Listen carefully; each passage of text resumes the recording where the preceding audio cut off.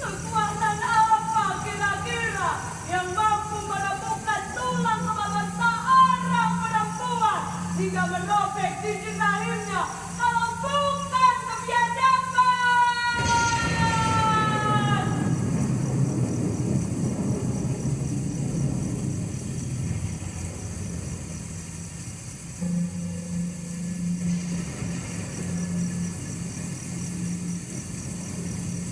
Kalau saja dalam kesunyian mencekam yang dirasuki hantu-hantu ini, aku dapat merasakan kesunyian yang sebenar-benarnya sunyi. Kalau saja dalam kesunyian ini, aku dapat menutup telingaku dari pakik mengerikan. Raung dan rasa lapar, derita yang tak habis-habis. Kalau saja, sekali saja, aku diberi kesempatan merasakan betapa diriku adalah milikku sendiri.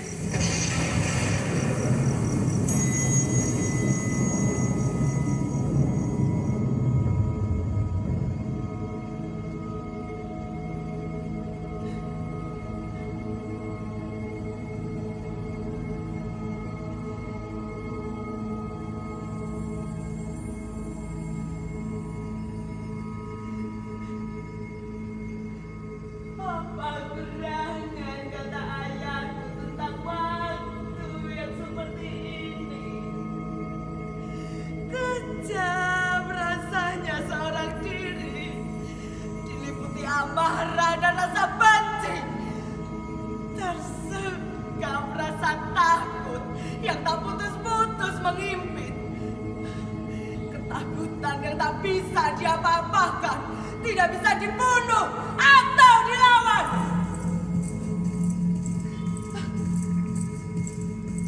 Suara-suara itu, mereka datang lagi. Seperti derap kaki seribu serigala menggetar bumi. Mereka datang menghadang kedamaianku. Mereka mengikutiku terus.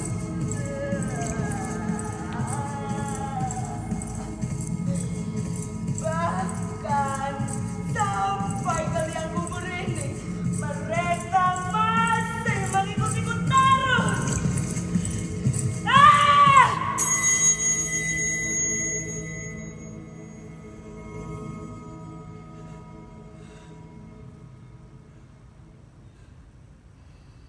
Kalau betul maut adalah tempat menemu kedamaian, kenapa aku masih seperti ini?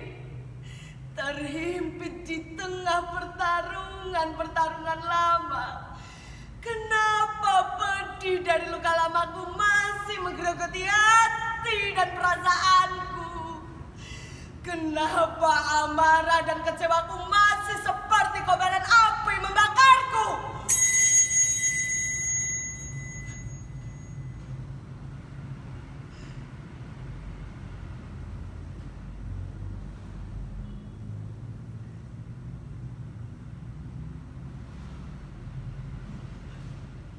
Dengan berbagai cara,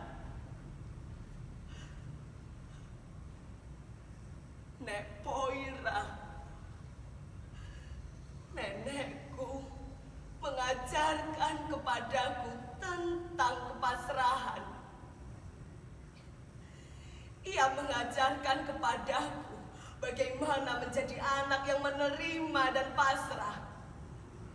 Pasrah itulah yang kemudian menjadi kekuatanku, yang membuatku selalu tersenyum menghadapi kepahitan yang bagaimanapun juga. Kemiskinan keluargaku yang melilit, pendidikanku yang harus terputus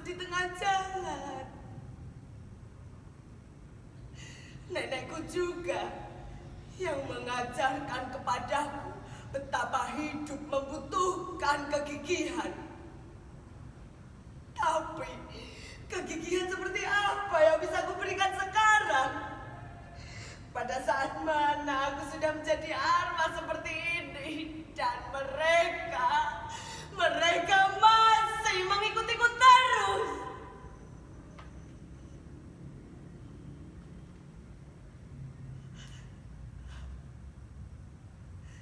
Sulit mungkin membayangkan bagaimana dulu kemiskinan melilit keluargaku. Bagaimana setiap pagi dan sore hari aku harus berkeliling menjajakan kue bikinan nenekku demi 100-200 perak. Aku nyaris tak pernah bermain dengan anak-anak sebayaku.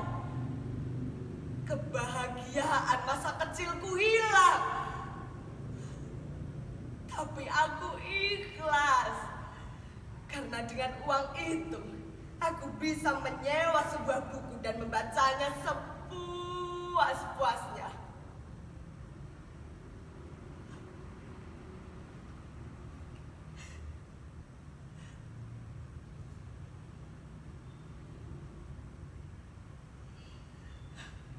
Berupaya meningkatkan pendidikanku yang pas-pasan.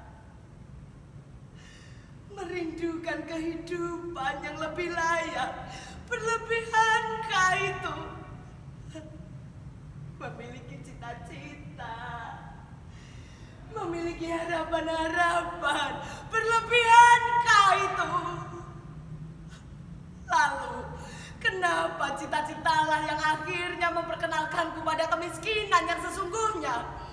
Kenapa harapan-harapanku justru menyeretku berhadapan dengan ketidakberdayaan yang tak terelakkan?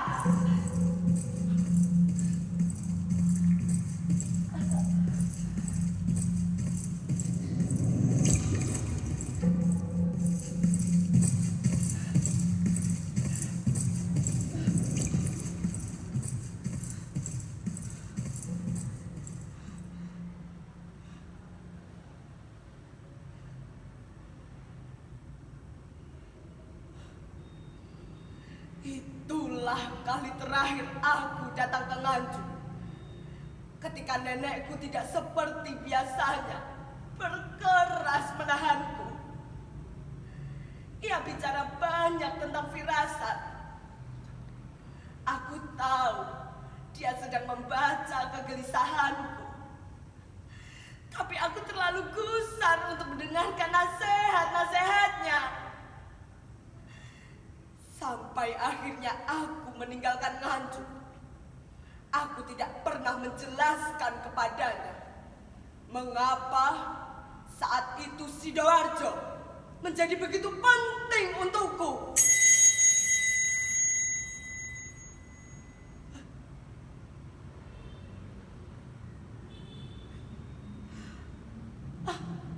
Apa yang harus kukatakan? Apa yang dimengerti nenekku tentang hak bicara, tentang pentingnya memperjuangkan hak? Ia hanya mengerti turun ke sawah sebelum matahari terbit dan meninggalkannya setelah matahari terbenam.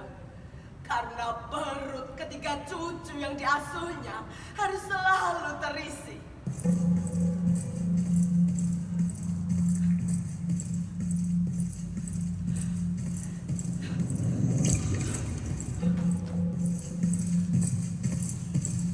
Mungkin kalian menganggap apa yang kulakukan ini tidak masuk akal. Mungkin kalian menganggapnya ini perbuatan simping. Tapi aku harus pergi. Dengan atau tanpa kalian, aku akan pergi.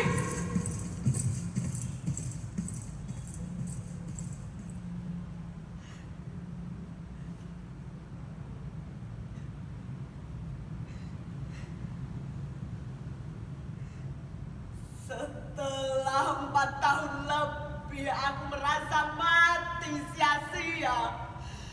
Mereka tiba-tiba mengungkit-ungkit kembali kematianku. Kematian Marsina murni kriminal.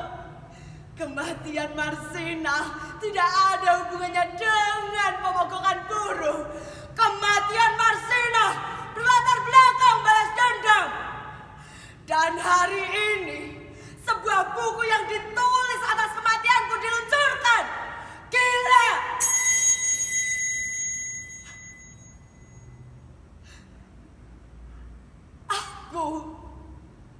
Siapa aku? Seorang perempuan miskin yang di masa hidupnya tidak punya kemampuan membeli sebuah buku pun untuk dibaca atau dibanggakan. Apa yang mereka inginkan dariku? Mereka menggali tulang-tulangku. 2 kali mereka membongkar kuburanku juga untuk sia-sia, terkontaminasi. Bangsat!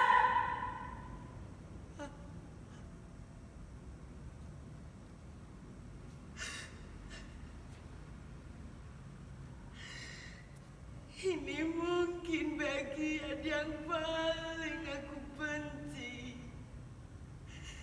Mereka selalu menganggap semua orang bodoh. Mereka selalu menganggap semua orang bisa dibodohi.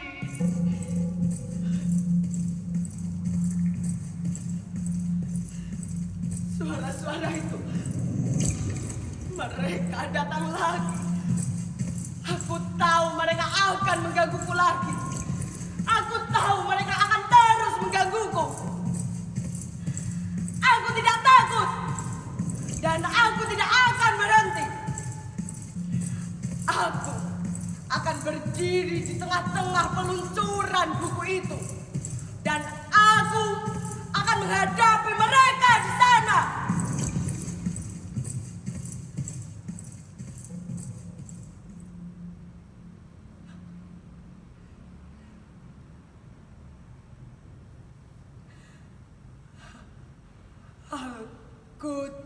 Al-Kucuku. Orang-orang yang dulu begitu bernafsu menghabisi hidupku berbaur dengan mereka yang dengan gigih berjuang menegakkan keadilan atas kematianku. Lalu aku akan menikmati bagaimana mereka satu demi satu berpaling menghindari tatapanku. Atau menundukkan kepala, atau lari lintang pukang dikejar dosanya sendiri.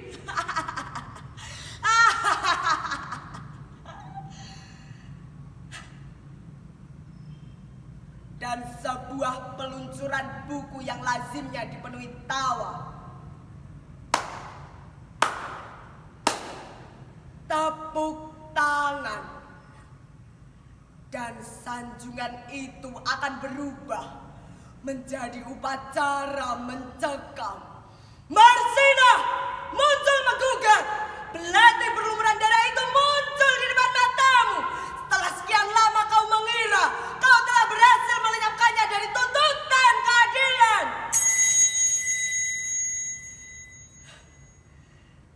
Dan sekarang lihat bagaimana mereka menjadikan kematianku bagai jembatan emas demi kemanusiaan. Demi ditegakkannya keadilan. Demi perbaikan nasib buruh. Memperbaiki nasib buruh. Mana mungkin kematian seorang buruh kecil seperti diriku mampu memanusiakan seorang buruh di tengah bangsa yang sakit.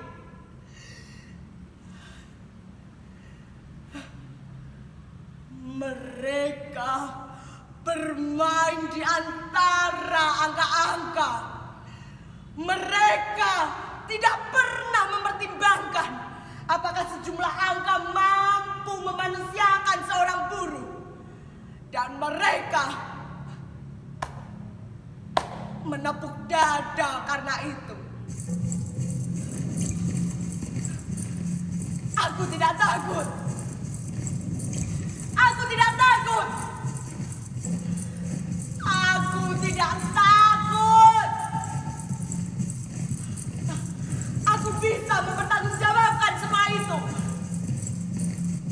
hidupku yang terhempas-hempas, yang terus-menerus dihantui rasa takut bisa mempertanggungjawabkan semua itu. Kematianku yang menyakitkan.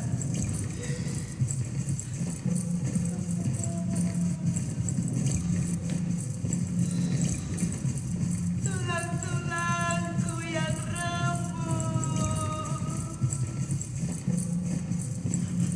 Darahku yang berceceran membasahi tubuh kalian bisa mempertanggungjawabkan semua itu.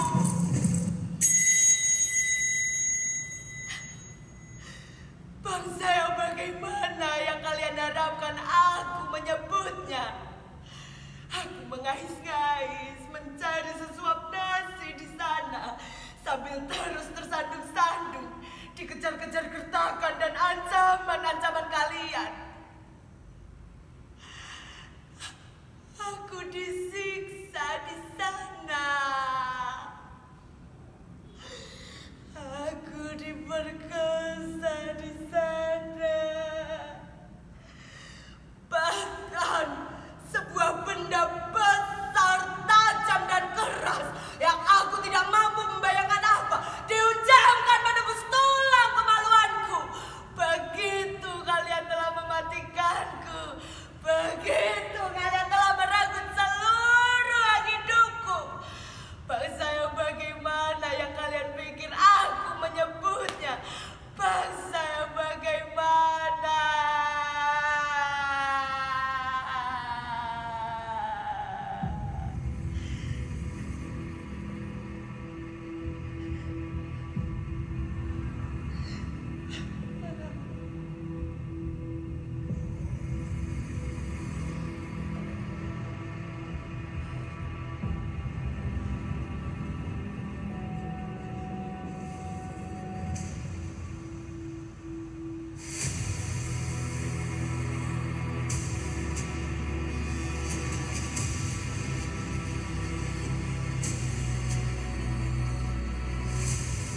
Demi Tuhan, tidak ada yang aneh sebenarnya dari apa yang menimpa diriku atau yang menimpa ribuan, bahkan jutaan manusia lain yang senasib denganku. Kami adalah anak-anak bangsa ini, sebuah bangsa yang korup, sebuah bangsa di mana kekuasaan adalah segalanya, sebuah bangsa di mana apapun halal demi kekuasaan.